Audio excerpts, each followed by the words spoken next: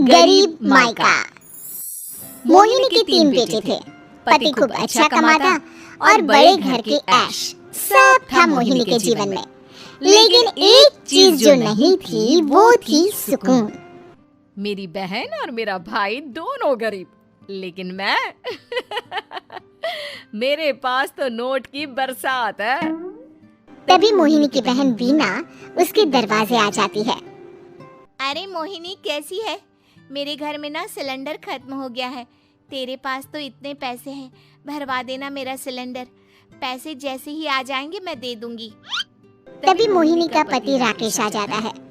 क्या है वीना, ये अपने घर की परेशानी हम लोगों के घर ना गाया करो। तुम्हारी बहन को तुम लोगों पर तरस आ जाता है और वो पैसे देने लग जाती है। मुझे ये बिल्कुल पसंद नहीं है। ओ जीजा जी, नहीं, मैं तो वो बस अच्छा मैं चलती हूँ। वीना वहाँ से चली जाती है। उसके जाने के बाद अच्छा किया जो आपने सुना दिया। अरे न जाने क्या सोचकर मेरे घर आ जाती है कि जैसे यहाँ तो भंडारा भरा है। अरे कितना तो दे दिया। अच्छा जी, जरा 1000 तो देना। वो बिन्नी दीदी है ना, उनके घर जा रही हूँ। उनका पोता हुआ है तो मुंह दिखाई दे दूंगी।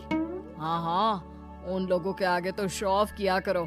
वो खुद को बड़ा अमीर शो करते हैं ना, दिखा दे कि तू भी किसी से कम नहीं है। हाँ जी, इसी के लिए तो जा रही हूँ।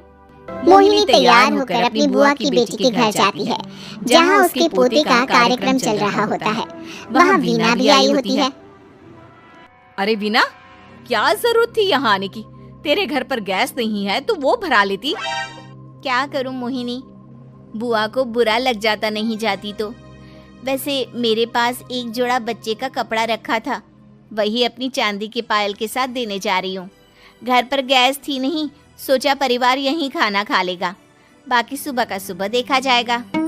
मोहिनी को बहन पर दया आ जाती है। वो पर्स से 1000 रुपए निकाल कर दे देती है। ले वीना, लेकिन पैसे वापस कर देना, तेरे जीजाजी हिसाब लेते हैं। मोहिनी भी क्या करती, गरीबी में बहन का सहारा ही उसके जीवन जीने का आधार था। फिर एक रोज, सुनिए, भाई के घर बेटी हुई है, मुझे माँ के पास जाना होगा। अरे उस घर में ना कूलर है ना एसी, कैसे रहोगी तुम? हाँ, वही सोच रही हूँ कि अकेली जाऊं, बच्चों को साथ ना ले जाऊं। चले जाओ, लेकिन ये जो तुम अपने गरीब परिवार से मिलने चली जाती हो ना, मुझे बिल्कुल अच्छा नहीं लगता। पता नहीं मैं भी कैसे मैनेज करती हूँ, लेकिन क्या करूँ। मोहिनी भाई भाभी के घर आती है। मोहिनी, कैसे आना हुआ? तू यहाँ हम लोगों के घर रह लेगी या फिर किसी होटल में रहेगी? क्या हो गया है माँ? मोहिनी को क्यों ऐसे बोल रहे हैं आप? अरे तू नहीं जानती अपनी ननद को, पैसे वाली है ना, तो ऐड कुछ ज्यादा ही है। मोहिनी को माँ की बात का बुरा नहीं लगता है, क्योंकि उसे पता ही नहीं चलता कि माँ उसे जली कटी सुना रही है। वो भाभी की बच्ची के साथ लेन देन करती है और वहाँ से चली जाती है उसके जाने के बाद। माँ, क्यों आप मोहिनी को इतनी सारी बातें सुनाती हो? भाई का बेटा बोल पड़ता है। माँ, क्योंकि दादी जानती है कि बुआ के अंदर घमंड है। सही बोल रहा है मोहन। बहू भले तुझे ना दिखता हो, लेकिन मुझे और मोहन को दिखता है कि वो कितनी घमंडी है। मोहिनी मायके आती है, जहाँ गरीबी के कारण चीजें कम होती हैं। इस मोहन के बच्चे को काम पर लगा दो ना, किसी दुकान या किसी होटल में। बर्तन धो लिया करेगा, कम से कम 4 पैसे और आएंगे घर में। देख मोहिनी, माना तेरे पास पैसा है, लेकिन तेरे भाई के दिन इतने भी बुरे नहीं चल रहे कि वो अपने बच्चे की पढ़ाई रुकवा कर उससे बर्तन धुलवाए। मोहन माँ की ओर देखता है, जैसे आंखों से बोल रहा हो, देख लिया बुआ का हाल। हाँ मोहिनी, बात तो सही है, लेकिन अभी मोहन को पढ़ना है। आखिर तुम भी तो अपने दोनों बेटों को पढ़ा रही हो ना। मेरे बेटों से कैसे कंपेयर कर सकती हैं आप? अरे वो तो कलेक्टर बनेंगे। हाँ, कल को वो मोहन को नौकरी में रख लेंगे, क्यों? मोहिनी कुछ दिन और रहकर चली जाती है।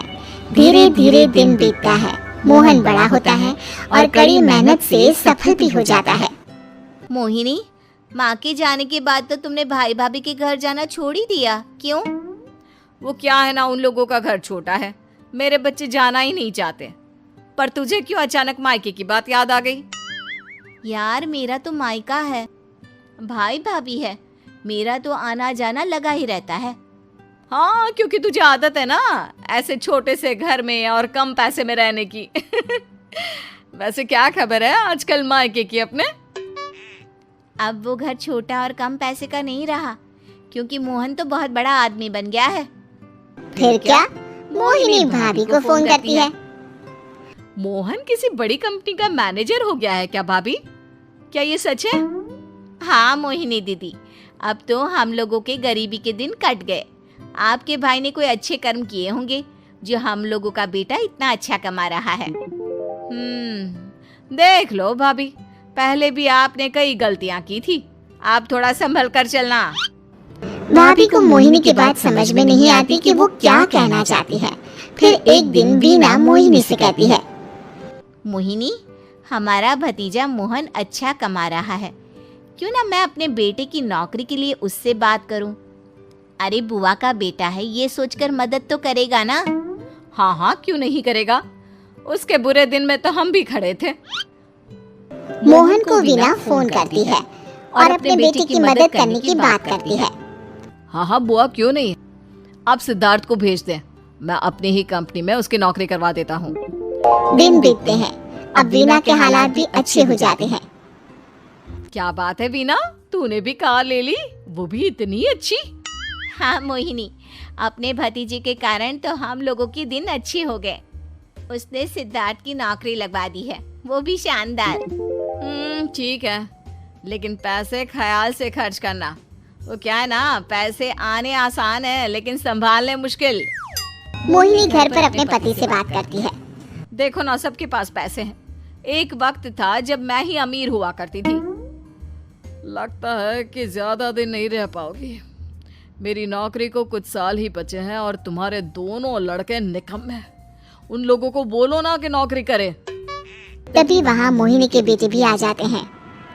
अरे हमें क्या मोहन समझा है जो दिन रात गधे की तरह काम करते रहे? खैर, दिन फिरते हैं और मोहिनी के पति की नौकरी भी खत्म हो जाती है। मोहिनी क्या करे, थोड़े से पैसे में गुजारा नहीं हो रहा है, तो क्या करे, मेरी समझ में कुछ नहीं आ रहा। मोहन को बोलो ना कि वो इन दोनों के लिए नौकरी देखे, जैसे सिद्धार्थ के लिए नौकरी देखी है। मोहिनी क्या कहती, उसे अपने वो दिन याद आ जाते हैं जब उसने भाभी से मोहन को नौकर बनने की सलाह दी थी। क्या हो गया, क्या सोच रही हो मोहिनी? यही कि वक्त कभी भी किसी का भी पलट सकता है, ऊपर वाले से डर कर रहना चाहिए।